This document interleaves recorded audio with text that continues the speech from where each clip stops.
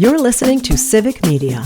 You can tune into any of our live shows on any radio station across the state with the Civic Media app. Find us in your phone's app store and listen anytime, anywhere. This is your WLCX Daily News Roundup for the Eagle 1490 AM in La Crosse.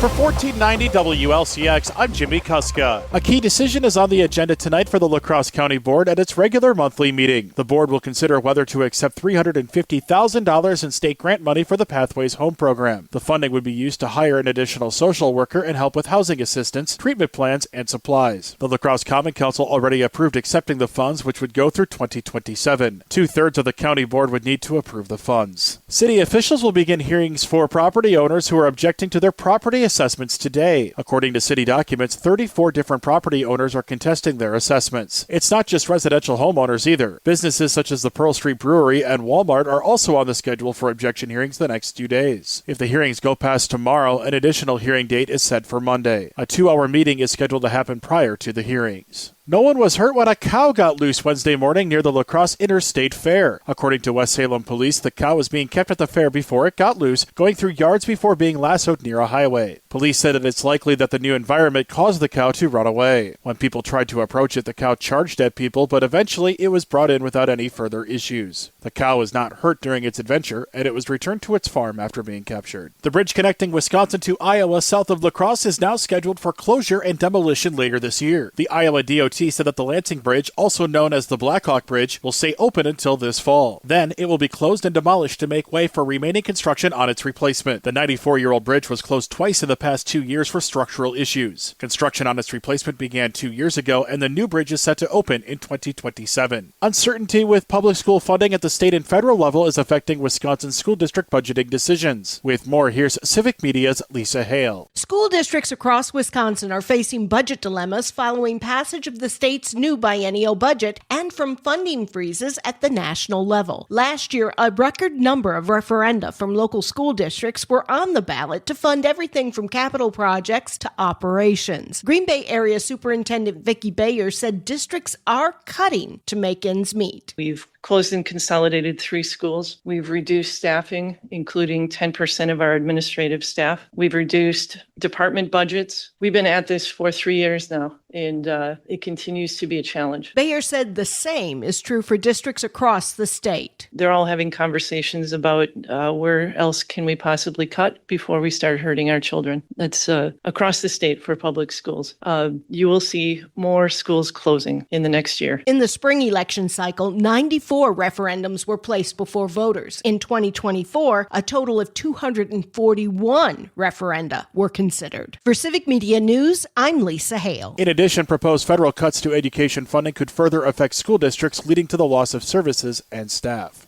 A pair of facilities providing housing and other services to veterans are set to close after the state legislature decided not to fund them. With more, here's Civic Media's Savannah Tomei Olson. The Veterans Housing and Recovery Program provides temporary housing, job training, and resources to veterans facing homelessness. It operates 3 short-term housing facilities across the state in Chippewa Falls, Green Bay, and Union Grove. Governor Tony Evers added almost $2 million in his budget proposal to keep funding the 3 sites, but Republicans removed it and gave the program $0 in new money. That's forcing the housing centers in Chippewa Falls and Green Bay to close. Evers says the Joint Finance Committee was warned by the Legislative Fiscal Bureau, the nonpartisan, basically accountants of the legislature, that this would happen if they didn't invest more money. Evers called the move irresponsible and says he'll keep fighting for veterans. And when the legislature is back in session this fall, veteran services will be a top priority. The Chippewa Falls and Green Bay locations will close September 30th. Veterans there will be offered alternative housing. For Civic Media News, I'm Savannah Tomei Olson. All 3 facilities are currently providing all services, but the 2 set to close, including Chippewa Falls here in western Wisconsin, will stop taking applications later this summer. Tuition is going up across the UW system, including here at UW La Crosse. With more, here's Civic Media's Savannah Tomei Olson. The system is dealing with cuts from the National Institutes of Health, the biggest public funder of research in the world, plus cuts from the Trump administration, and a small increase in the state budget. But as UW-Madison Chancellor Jennifer Mnookin says, the budget also includes hiring limits. This legislation poses quite significant challenge for us. We would become a potential poaching ground quickly, and we would be unable to recruit in some of the very high needs areas that we all view as a priority. UW System President Jay Rothman says UW is still the most affordable public university system in the Midwest. Even then, Wisconsin ranks 44th in the nation for state higher education funding. This was a difficult recommendation for me to make as well, because we're trying to balance understanding that the state supports 1/5 of our budget, about 20%. There was a time that it supported close to 44% of our budget. And as that funding has gone down for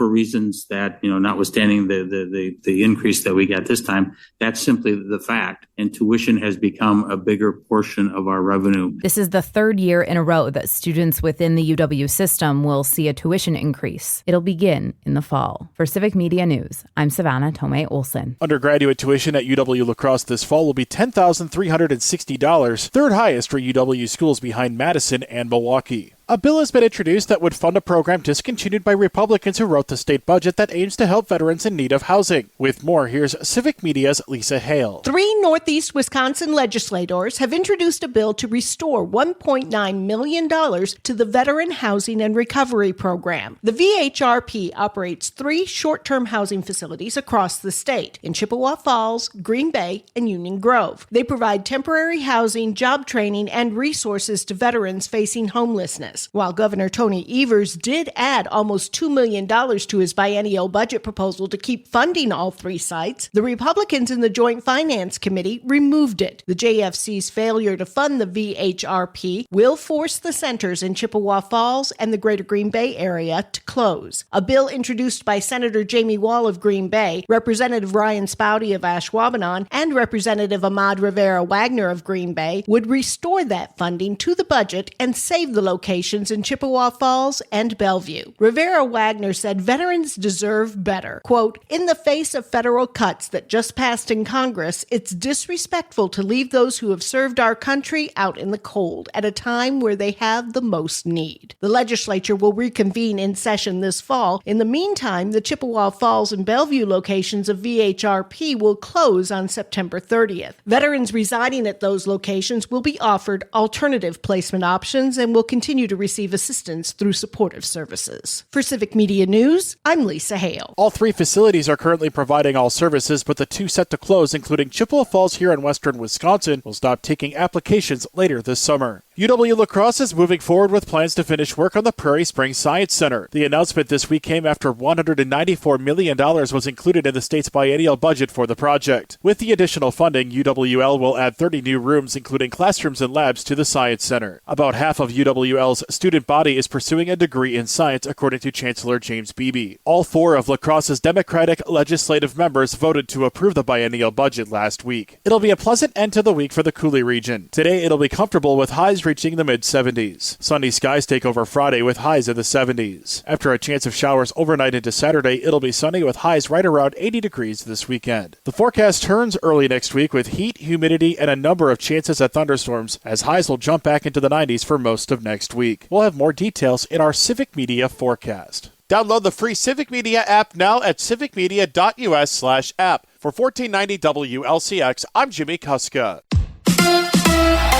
An update on the Brewers' Sal Frelick. Hi, I'm Mike Clemens with sports, baseball. The Brewers head to L.A. to play the Dodgers tomorrow night, but their starting right fielder and leadoff batter, Sal Frelick, may not be able to play. An MRI showed Frelick suffered a minor hamstring injury Sunday against the Nationals, but for now, he's day-to-day. Brewers manager Pat Murphy. Hurt my heart, like he's such a key cog in this whole thing. That just ruined my day. NBA, the Bucks have re-signed backup center Chris Livingston to a 1-year deal worth $2 million. That comes after losing Brook Lopez to the Clippers following 7 seasons in Milwaukee.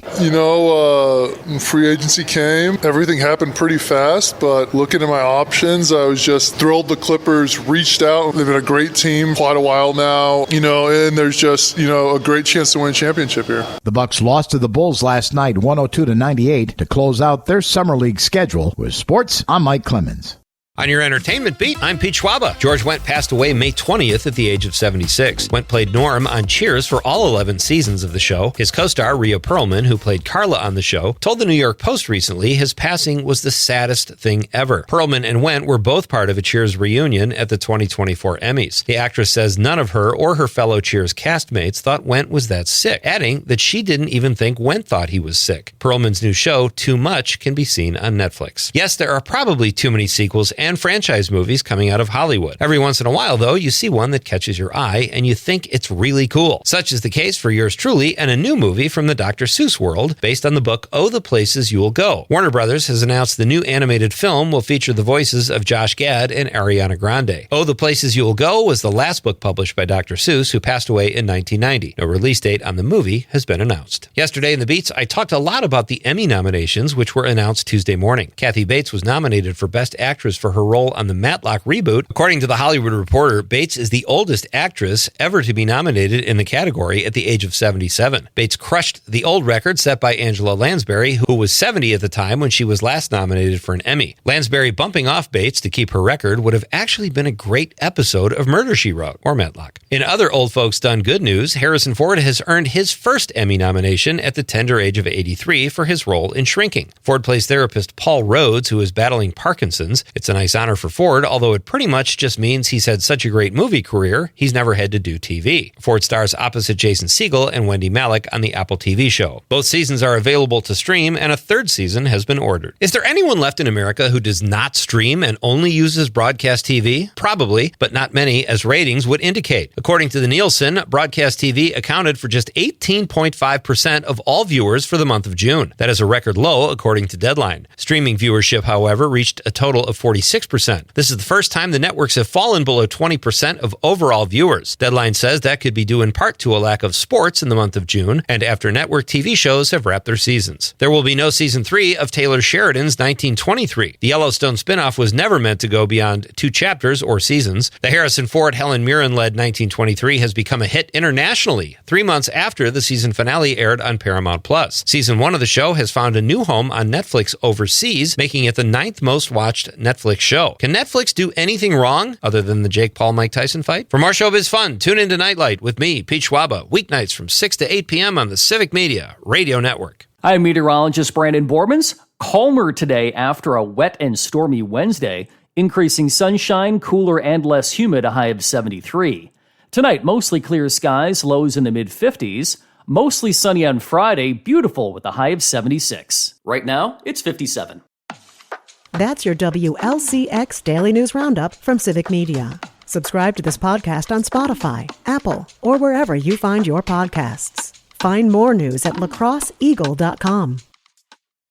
The national news cycle never stops, but it can be hard to find news about your local community. Civic Media is dedicated to providing quality local and state news coverage across Wisconsin. With the Civic Media app, you can get notifications about local stories that matter to you and your community. Find the free Civic Media app in your phone's app store and choose notifications from the menu to tell us what kind of news you want to hear about.